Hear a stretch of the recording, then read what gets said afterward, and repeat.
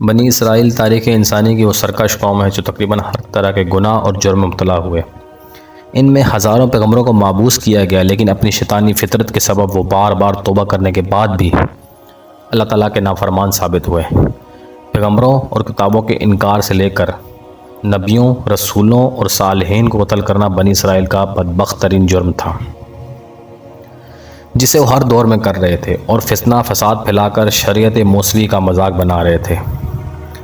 لیکن ان تمام برائیوں اور گناہوں میں سے ایک ایسا گناہ شامل ہے جس کی وجہ سے بنی اسرائیل نے اپنی تاریخ کو ہی مسخ کر دیا اور اللہ کے سچے بندوں کی شخصیت کو داغدار کرنے کی کوشش کی۔ دراصل بنی اسرائیل کے قاضی اور علماء نے اللہ کے بھیجے ہوئے نبیوں اور پیغمبروں پر ہر طرح کے الزامات اور بہتان لگائے، یہاں تک کہ انہوں نے اپنی کتابوں میں پیغمبری واقعات میں رد و بدل کر دی اور نبیوں کو نعوذ باللہ جھوٹا گناہگار اور بدنیت ثابت کرنے کی کوشش کی، جسے قرآن مجید میں اللہ تعالیٰ نے تردید کرتے ہوئے فرمایا، بعض اہل کتاب اس بات کی خواہش رکھتے ہیں کہ تم کو گمراہ کر دیں، مگر دراصل یہ اپنے آپ کو ہی گمراہ کر رہے ہیں۔ اسی طرح ایک مقام پر فرمایا کہ ہم نے ان پر لعنت کی اور ان کے دل سخت کر دیے، وہ اللہ کی باتوں کو ان کی جگہ سے بدل دیتے اور انہوں نے ان نصیحتوں کا بڑا حصہ بھلا دیا جو انہیں کی گئی تھی۔ لہٰذا بنی اسرائیل نے تورات، زبور اور انجیل میں موجود اپنے نبیوں کی شخصیت کو بگاڑنے کے لیے طرح طرح کے جھوٹے واقعات گھڑے اور ان پر طرح طرح کے بہتان لگائے۔ انہی الزامات میں اور بہتان میں ایک بہتان حضرت داؤد علیہ السلام پر لگایا، جو اللہ کے ایک جلیل القدر پیغمبر اور بادشاہ تھے۔ تورات کے الفاظ میں یہ واقعہ کچھ یوں ہے: ایک رات داؤد اپنے محل کے برآمدے میں ٹہل رہا تھا تو اس نے چھت پر دیکھا کہ ایک عورت نہا رہی تھی جو بہت خوبصورت تھی۔ داؤد نے ایک شخص کو اس عورت کے بارے میں معلوم کرنے کو کہا۔ اس آدمی نے کہا وہ بد صبا ہے جو الہام کی بیٹی اور سپاہی کی بیوی ہے۔ تب داؤد نے اپنے آدمی بھیج کر اسے اپنے پاس بلایا اور اس کے پاس آیا اور اس کے ساتھ ہم بستر ہوا اور واپس گھر چلی گئی اور وہ عورت حاملہ ہو گئی۔ اس نے داؤد علیہ السلام کو خبر میں بھیجی کہ میں حاملہ ہوں۔ بد صبا کے شوہر کا نام اوریہ تھا اور داؤد علیہ السلام کی فوج میں سپہ سالار تھا۔ لہٰذا داؤد نے اوریہ کو اپنے دربار میں بلایا، کچھ دن اسے محل میں مہمان بنایا اور پھر اوریہ کو اپنے وزیر خاص یوآب کے ساتھ جنگ پر بھیجا۔ جب یوآب اوریہ کے ساتھ جنگی محاذ پر پہنچا تو داؤد نے یوآب کو ایک خط لکھا کہ اوریہ کو جنگ میں ایسی جگہ پر رکھنا جہاں موت کا زیادہ سے زیادہ خطرہ ہو۔ چنانچہ یوآب نے اوریہ کو فصیلے شہر کے بیچوں بیچ تعینات کر دیا جہاں حملے کا سب سے زیادہ خطرہ تھا، جبکہ اوریہ کو اس سے قبل جنگ کا کچھ خاص تجربہ نہ تھا۔ صبح ہوتے ہی دشمن کی فوج شہر سے باہر آ گئی اور جنگ کی شروعات ہو گئی۔ اوریہ ناتجربہ کار ہونے کے باوجود انتہائی بہادری سے دشمنوں کا مقابلہ کیا، لیکن وہ اور اس کے ساتھی دشمنوں کے سامنے زیادہ دیر کھڑے نہ ہو پائے اور دشمنوں نے تیروں کی بارش کر دی، جس کی وجہ سے اوریہ شہید ہو گیا۔ جب اوریہ کے مرنے کی خبر یروشلم پہنچی تو بد صبا ماتم کرنے لگی اور سوگ میں بیٹھ گئی۔ جیسے ہی سوگ کے دن پورے ہوئے تو داؤد نے بد صبا کو اپنے گھر بلا لیا اور اس سے شادی کر لی۔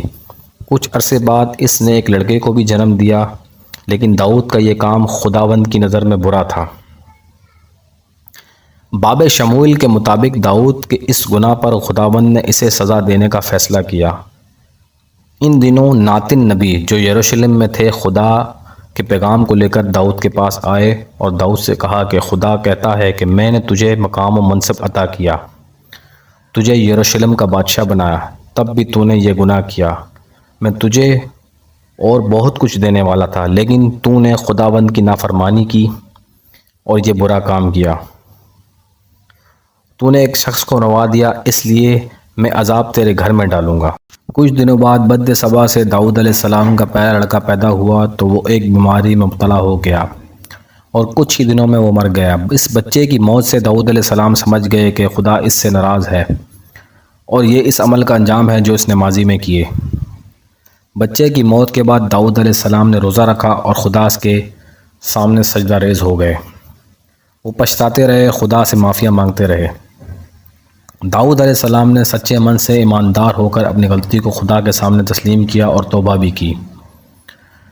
لہٰذا خدا نے اس کی توبہ کو قبول کیا اور اسے دوسرا بیٹا عطا کیا جس کا نام اس نے سلیمان علیہ السلام رکھا، جو خدا کا فرما بردار رہا اور آگے چل کر ہیکل کی تعمیر کی۔ علماء یہود نے اپنی مقدس کتاب میں جو الزام حضرت داؤد علیہ السلام پر لگائے اسے اتنا عام کیا گیا کہ یہ زبان زد ہو گیا، یہاں تک کہ بعض مفسر قرآن نے بھی تفسیر کی کتابوں میں اس قصے کو ایسے ہی نقل کر دیا، جو ایک فاش غلطی تھی۔ اس قصے پر تحقیق کے بعد امام فخر الدین رازی نے لکھا کہ داؤد علیہ السلام کی طرف یہ منسوب افسانہ گناہ کبیرہ کے قریب ترین ہے، جو سراسر باطل اور بیہودہ ہے۔ اگر ایسا جھوٹ کسی فاسق شخص کی طرف بھی منسوب کیا جائے تو وہ بھی اسے برداشت نہ کرے گا، اور جس نے اس قصے کو حضرت داؤد علیہ السلام کی طرف منسوب کیا اس پر لعنت ہے۔ دراصل اس قصے کے پیچھے چھپے اصل حقائق یہ ہیں کہ جب حضرت داؤد علیہ السلام کے بعد آپ کے بیٹے حضرت سلیمان علیہ السلام تخت نشین ہوئے تو اس وقت بنی اسرائیل میں ایک جماعت حضرت سلیمان علیہ السلام کے بادشاہ بننے پر ناخوش تھی اور وہ سلیمان علیہ السلام کے مخالف ہو گئے۔ یہودیوں کے اس گروہ نے حضرت سلیمان علیہ السلام کی پیدائش کو مشکوک بنانے کے لیے ایسے بے بنیاد قصے کر لیے اور انہیں توریت میں شامل کر ڈالا۔ کیونکہ سلیمان علیہ السلام بد سبا کے بیٹے تھے، اس قصے کو یہودیوں میں نسل در نسل پڑھایا جانے لگا اور اس طرح یہ توریت کا حصہ بن گئی۔ اس واقعے سے پتہ چلتا ہے کہ بنی اسرائیل اپنے انبیاء کرام پر فحش الزام لگانے میں کس قدر بے باک تھے۔ ایسی چیزیں جو ایک عام شریف آدمی کی طرف بھی منسوب کرتے ہوئے انسان ہچکچاتا ہے، بنی اسرائیل بے دریغ اپنے نبیوں اور صالحین کی طرف منسوب کر دیا کرتے تھے۔ چنانچہ قرآن پاک میں حضرت داؤد علیہ السلام کا ذکر کچھ یوں ہے: ہمارے بندے داؤد کو یاد کرو جو بڑا طاقتور تھا، بے شک وہ رجوع کرنے والا تھا، ہم نے پہاڑوں کو اس کے تابع کر دیا اور وہ صبح اور شام تسبیح کیا کرتے تھے۔ اے داؤد، ہم نے تجھے زمین میں بادشاہ بنایا، پس تم لوگوں میں انصاف سے فیصلہ کرو اور نفس کی خواہش کی پیروی نہ کرو، وہ تمہیں اللہ کی راہ سے عطا دیں گے۔ بے شک جو اللہ کی راہ سے گمراہ ہوتے ہیں ان کے لیے سخت عذاب ہے۔ قرآن مجید کی ان آیات کی تفسیر کے مطابق حضرت داؤد علیہ السلام اللہ کے سچے پیغمبر تھے جن پر زبور نازل کی گئی تھی، اور پہاڑ چرند پرند داؤد علیہ السلام کے ساتھ تسبیح کیا کرتے تھے۔ اللہ نے اپنی کسی مخلوق کو حضرت داؤد علیہ السلام کی طرح آواز نہیں دی۔ آپ بنی اسرائیل کے درمیان حاکم تھے، آپ ایک دن کھانا کھاتے اور ایک دن روزہ رکھتے تھے، آپ بہت ہی زاہد اور عبادت گزار تھے۔ بلا شبہ یہودیوں نے توریت اور انجیل میں ایسی تحریف کی جو خود ان کے پڑھانے والے بھی آج تسلیم نہیں کرتے۔ وہیں قرآن رہتی دنیا تک کے لیے ہدایت ہے۔